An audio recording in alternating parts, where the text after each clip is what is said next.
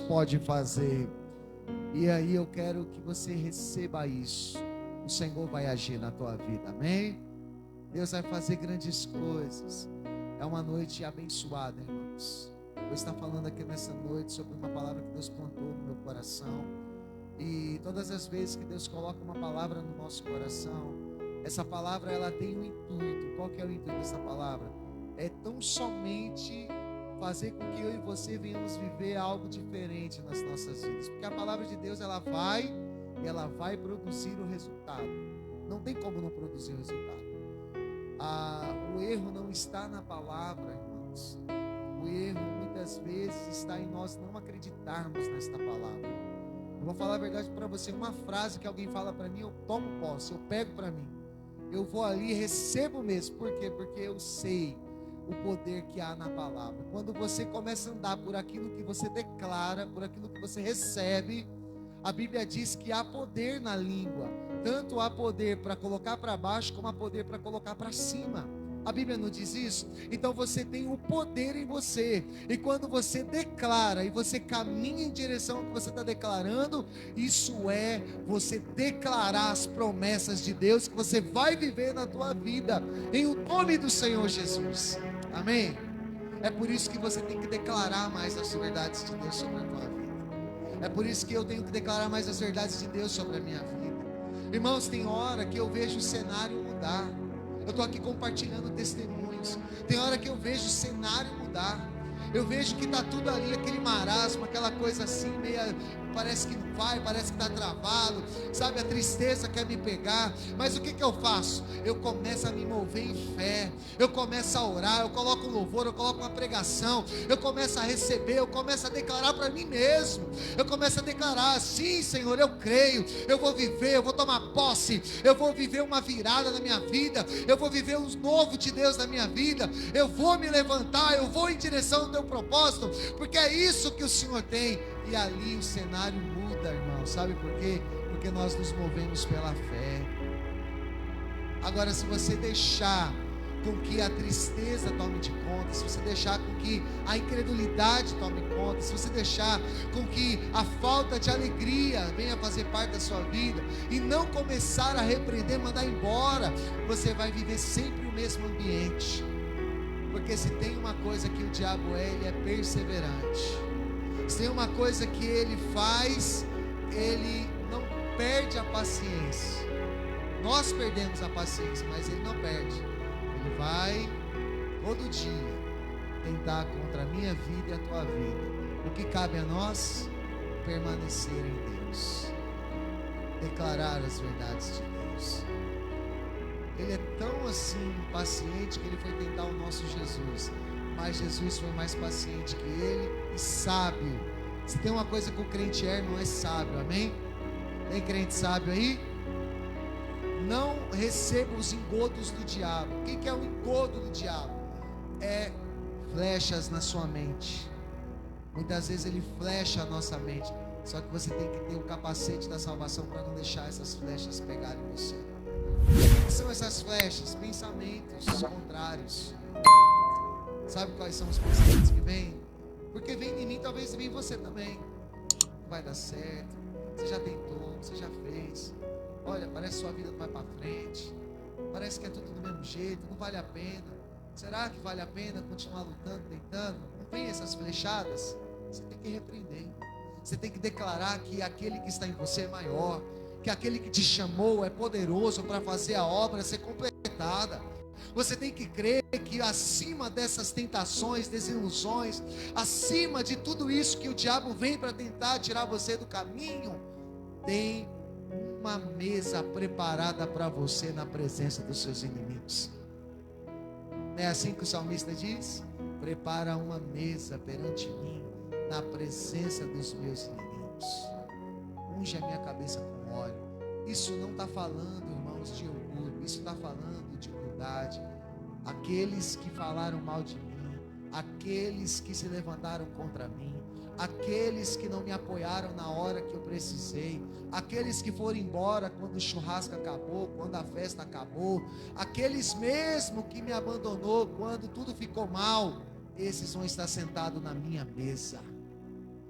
porque o Senhor vai honrar você na presença daqueles que se colocaram, muitas vezes indiferente com relação ao que você estava passando ou sentindo. Você sabia disso? Por isso que ele fala: unge a minha cabeça com óleo e o meu cálice transborda, porque a bondade do Senhor e a misericórdia vão seguir a minha vida todos os dias. Irmão, você quer algo melhor do que a bondade de Deus te seguir todo dia da sua vida? Deus é bom, e Ele faz com que a bondade dEle vai te seguindo dia após dia. É a bondade de Deus, amém? Quantos podem dizer assim: a bondade de Deus está em mim? Eu amo a bondade de Deus, irmãos. Deus é bom.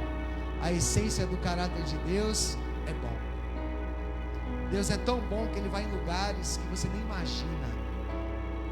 A graça de Deus vai em lugares que você nem imagina. A graça de Deus foi capaz de ir numa pocilga. Você lembra quem estava lá? Filho pródigo, as mãos todas sujas de lama, comendo as comidas dos porcos, tinha moscas ao redor dele, ele estava ali naquele ambiente, mas Deus é tão misericordioso que a graça de Deus foi lá e fez com que aquele menino se levantasse e fosse voltar para a casa do pai. A graça de Deus vai em lugares que você nem imagina.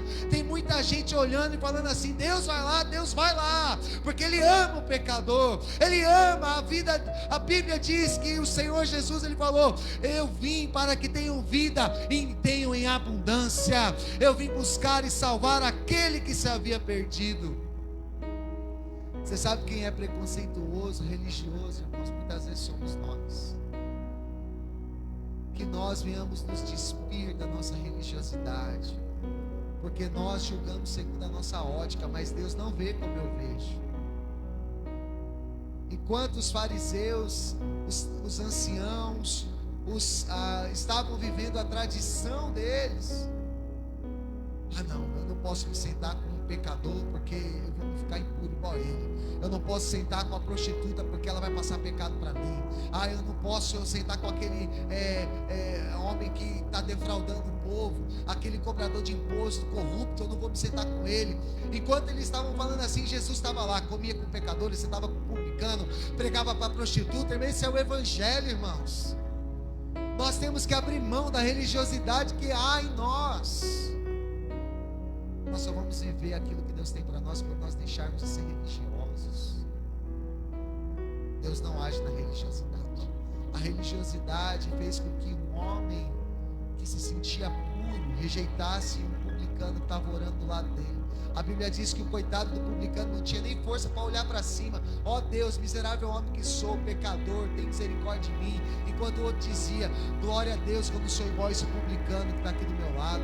Olha, religiosidade. Aí Jesus fala assim: quem foi que desceu purificado do monte? Quem foi que desceu justificado do monte? Qual a oração que Deus ouviu? Será que foi a do pecador? Ou foi a daquele homem religioso? E Jesus fala: foi a daquele pecador, porque ele foi contrito com Deus, ele foi verdadeiro. Irmão, o importante é vocês sermos verdadeiros, sinceros, abrir mão da nossa religiosidade. A gente só vai estar aberto às coisas de Deus quando a gente entender que Jesus não é religioso e nem é evangelho. Sabia disso? Jesus não é evangelho. Eu demorei para entender. Quando você pega Atos capítulo 10, por que Deus dá uma visão para Pedro antes dos mensageiros de Cornélio chegar lá? Guarda isso no seu coração. Qual a visão que Deus dá para Pedro? Ele estava em Jope. A Bíblia diz que ele estava lá descansando. A Bíblia fala que ele teve uma visão de só animais impuros dentro de um lençol atado de 4 pontas. E aí o Senhor disse para ele assim: mata e come. O que ele disse? De maneira nenhuma, Senhor, eu vou matar, eu vou comer sangue, mas porque são impuros. E aí Jesus fala para ele assim: como que você não vai comer aquilo que eu santifiquei? Em seguida, os mensageiros de Cornélio, católico, apostólico, romano, chegam na casa de Pedro. Você sabe o que Deus estava tentando dizer para ele? Você não pode julgar impuro já santifiquei. Esse povo que está vindo aí, eu já recebi a oração deles, as esmolas dele, eles têm sido justos diante de mim. Então não rejeite esse povo. A palavra está querendo dizer isso. Muitas vezes nós que somos religiosos demais, mas Deus recebia a oração de Cornélio, do seu povo. E Deus teve que dar uma visão para o cara que era religioso entender que Deus já tinha recebido e santificado aquele povo que estava enviando a ele. Irmãos, é tão linda a palavra de Deus. É tão linda a palavra de Deus. Se você ler a Bíblia, você mata toda a religiosidade que existe em você e que existe em mim. Eu mato, eu quebro tudo isso.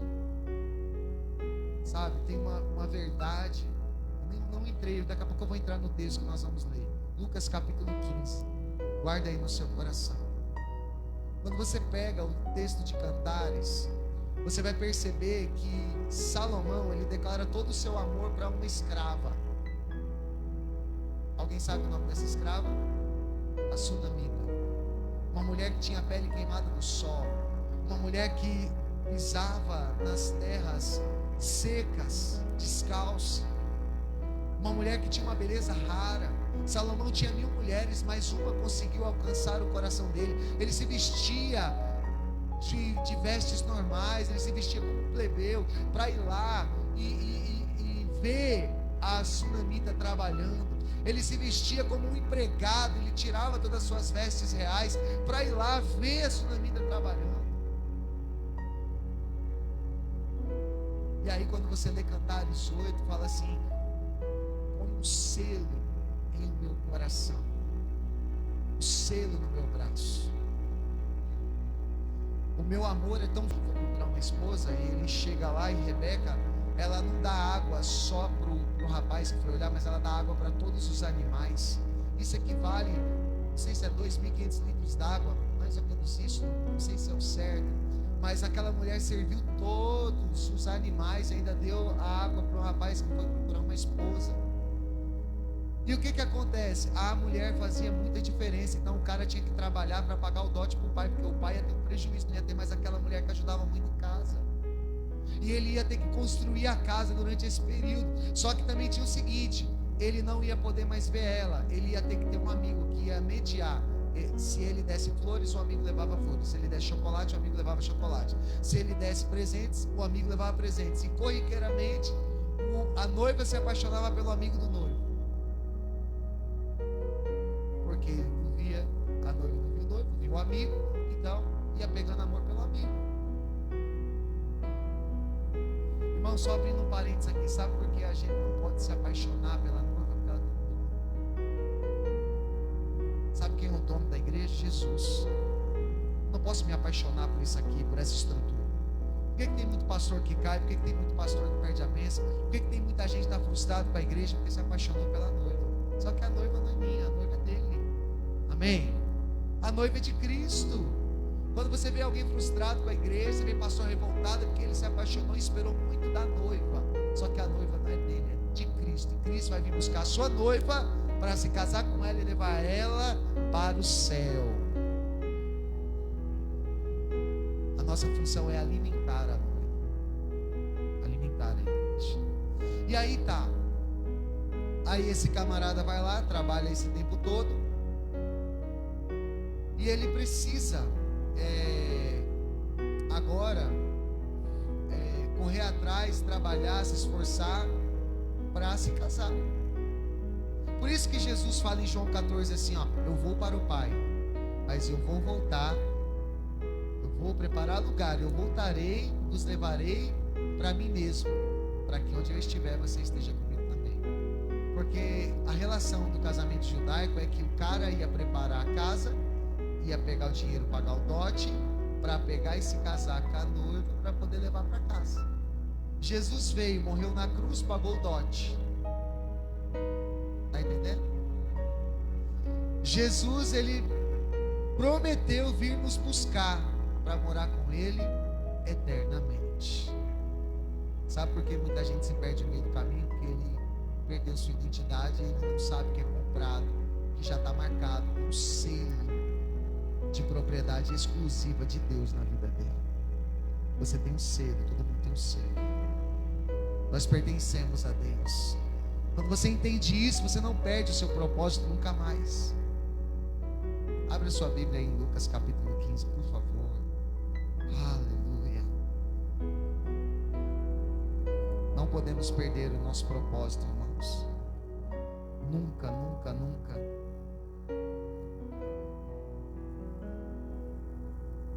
Dá uma olhadinha de canto de olho pro seu irmão e fala assim: o noivo vai voltar.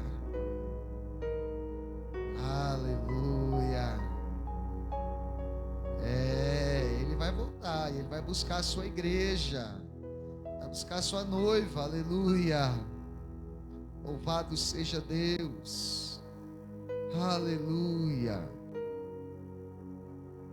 Louvado seja o nome do Senhor Jesus. Verso 18 de Lucas 15. Glória a Deus. Aleluia. Nossa vida nós perdemos algo de profundo valor, como eu já disse aqui alguns dias atrás, e eu e você precisamos lutar ardentemente para poder trazer de volta essas coisas que são valorosas, que se perderam, que não está completo, não está pleno, mas que precisa novamente voltar ao seu lugar, para que possa dar o valor total daquilo que estava ali. E a mulher que perdeu a dracma, ela diligentemente procurou até encontrá-la, e achando, ela se alegrou. A Bíblia diz sobre a ovelha perdida, que na verdade ela sabia que estava perdida, diferentemente da dracma que não sabia. Mas a ovelha sabia que estava perdida, sabia que tinha se desgarrado, mas ela não podia voltar. Alguém tinha que ir atrás dela, alguém tinha que procurá-la, alguém tinha que... Então o pastor, sabiamente, ele deixou o rebanho e ele foi atrás daquela 100ª ovelha, e ele pegou aquela ovelha, colocou nos seus ombros, trouxe para o aprisco novamente, cuidou, tirou ali todas as feridas dela, colocou ali azeite e vinho, como a gente olha também, quando nós vamos olhar a parábola ali do bom samaritano, ele vai falar que aquele homem que agiu de compaixão, ele derramou azeite e vinho para cicatrizar as feridas, porque o azeite e vinho naquela época era usado como algo medicinal para trazer cura. E aquele pastor, ele trouxe cura para a sua ovelha ferida, mas trouxe ela nos ombros. Ela não sabia voltar, mas sabia que estava perdida, mas ele pegou e trouxe. Só que também a parábola do filho pródigo, ela vai trazer algo diferente da primeira e da segunda parábola, porque a dracma não podia falar nada, não podia, nem sabia que estava perdida. A ovelha já sabia que estava perdida, mas não podia voltar, porque não sabia mais o caminho, se perdeu. Mas agora o filho pródigo, ele sabia que estava perdido, e a decisão de voltar tinha que ser dele. A decisão de ir novamente à casa do pai tinha que partir dele. Meus amados irmãos, essa parábola tem muito a nos ensinar, porque o Senhor, ele tem demonstrado o seu amor para conosco. O apóstolo Paulo fala que nós temos agora o ministério da reconciliação. Se tem uma coisa maravilhosa no Evangelho, é que Deus está tentando nos reconectar com Ele todos os dias da nossa vida. Pessoas vão e vai, pessoas se perdem, pessoas se encontram, pessoas muitas vezes se sentem sós, mas elas precisam entender que elas têm que se reconectar com Deus em algum momento de suas vidas. Irmãos, muitas vezes nós nos encontramos perdidos dentro da casa, nós nos encontramos perdidos, talvez nós estamos aqui hoje, nessa noite, e em alguma área da sua vida você se encontra perdido, você se encontra distante do Pai, muitas vezes você se sente longe do afago do Pai, só que a decisão muitas vezes, e o entendimento de voltar, de pedir a Deus, de falar com o Pai, precisa partir de você, precisa partir de mim. E essa é a vontade de Deus, porque Jesus Cristo, quando Ele morre por nós, o que Ele está fazendo? Ele está aplicando o ministério da reconciliação.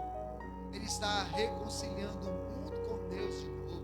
Ele está trazendo de volta as pessoas que estavam desconectadas de Deus para Deus, porque a Bíblia diz que através da sua morte Ele reconciliou, sabe? E Ele trouxe para si, Ele comprou para si homens de todos os povos, línguas, pessoas de várias nações, através do sangue de Jesus Cristo. Ele comprou, e diante do nome dele, todo joelho vai se dobrar, e da língua. A gente deixa, sabe, muitas vezes o contato com Deus, mas a Bíblia diz, irmãos, se você está dentro do propósito de Deus, se lutas estão vindo, se problemas estão acontecendo, se desilusões estão acontecendo, a Bíblia diz que todas as coisas cooperam para o bem daqueles que amam a Deus e são chamados segundo o seu propósito. O segredo é você não sair do propósito de Deus, porque se você estiver no propósito de Deus, a graça de Deus vai te alcançar e você não vai ficar prostrado, e você vai conseguir dizer: eu vou me levantar e vou ter com meu Pai. E as coisas não vão te manter prostrado. Eu preciso ir e me levantar e falar com Deus, irmãos. Quantas vezes nós decidimos ficar prostrado vendo os problemas acontecer? Você tem a faca e o queijo na sua mão, você pode mudar a sua situação. Eu disse aqui que o que aquele menino declarou, ele falou assim: eu vou me levantar, eu vou. Irmãos, a Bíblia diz que a língua tem o poder da morte, tem o poder da vida. Se você declarar algo, vai acontecer. Tem pessoas que declaram coisas que são ruins. Tem pessoas que declaram verdades ruins. Tem pessoas que começam a proferir palavras negativas.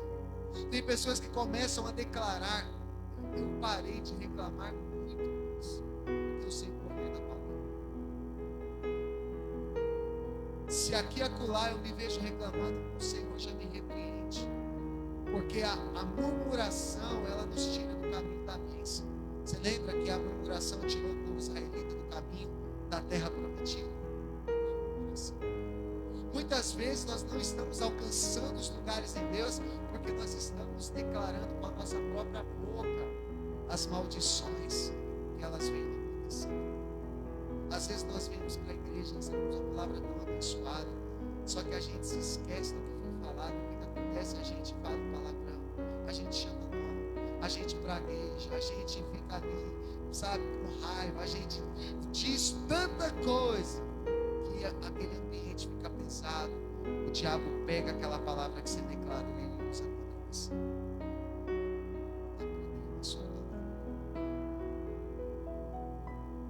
Mas aquele menino disse: eu vou me levantar.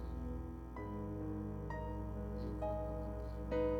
Só que cada vez que ele dizia: eu vou me levantar, ele dava um passo. Eu vou me levantar. Ele ficou treinando isso. Ele ficou falando para ele mesmo. Sabe, irmãos, tem coisas que você precisa declarar para você. Você vai precisar pregar para você, você vai precisar declarar para você. Muitas vezes as pregações que o Senhor coloca no teu coração, você vai precisar pregar para você primeiro e declarar: eu preciso me levantar. Porque parece, irmãos, que a conotação dessa mensagem é só para quem está desviado. Ela dá uma boa mensagem para quem está desviado, é verdade. Mas essa palavra também, ela pode mudar a tua vida quando você tem o poder de declarar que verdades aconteçam. Se você dizer assim: eu vou me levantar, eu vou viver os sonhos de Deus, eu vou viver os milagres de Deus, eu vou sim conquistar, eu vou avançar, eu vou viver uma virada, eu vou viver os sonhos, os projetos de Deus. E você vai caminhando, vai indo, vai andando, vai declarando e vai andando. Isso vai acontecer para a glória do Senhor na tua vida. Porque ele não só declarou e ficou de braço cruzado. Ele declarou e foi andando. Ele disse e ele fez o que ele disse. Na minha vida e na tua vida não pode ser diferente. Irmãos, nesse mundo do jeito que ele está, diante das circunstâncias que o tempo todo fica vindo contra nós, muitas vezes a gente olha e fala: meu Deus, é difícil andar na contramão, é difícil andar na contramão. Novas te esperando, sapatos novos, anel. O Senhor continua devolvendo autoridades, sabedoria, uma casa. O Senhor continua devolvendo o aconchego do lar, porque Ele é aquele que restitui sem colocar na nossa cara aquilo que a gente fez de errado. Dá para imaginar um pai tão bom como esse? Deus nunca vai lançar na sua face nada. Como o Emerson disse aqui, os nossos pecados, o Samuel disse, né? Os nossos pecados Deus não se lembra mais. Já foi lançado no mar do esquecimento. Isso não quer dizer, irmãos, que eu estou aqui fazendo apologia ao pecado. A Bíblia diz que Deus ama o pecador e odeia o pecado. Mas quando você pede perdão sinceramente, a Bíblia diz que Ele lança no mar do esquecimento os nossos pecados. E dele não se lembra mais. Jesus não contou essa parábola porque estava querendo falar uma verdade no coração deles. Que foi uma história verdadeira, mas também que aplicou para os seus discípulos e serve para nós. Ele é o nosso Pai, Ele nunca muda. Nosso Deus é o nosso Pai, não muda com a gente. Eu não sei se você, por algum motivo, em algum momento você se perdeu em alguma área da sua vida, se perdeu em algum momento da sua vida. Se você se perdeu em alguma situação que você se colocou, se enroscou, você atravessou, mas saiba que você pode estar em um lugar e de verdade, irmãos, para um judeu, estar numa piscina de porcos era a pior coisa para um judeu, era estar junto com os porcos, porque os porcos são uma comida para os judeus. Não importa o lugar, talvez você está vivendo uma situação que você não gostaria de viver. Mas você pode sair daí, porque você tem o poder de levantar e ir ao encontro do seu Deus e Deus mudar a sua situação.